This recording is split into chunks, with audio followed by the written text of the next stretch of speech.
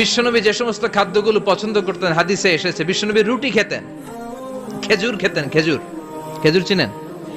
Balah, তামার, দুধ খেতেন, এই মধু খেতেন, জব খেতেন, বার্লি খেতেন, লাউ খেতেন, রুম্মান, ডালিম ফল, আনার ফল, আনার চিনেন? আনার, এই আনার খেতে পছন্দ করতেন বিশ্বনবী। মাশরুম খেতেন, মাশরুম, মাশরুম চিনেন? ব্যাঙের ছাতার মতো।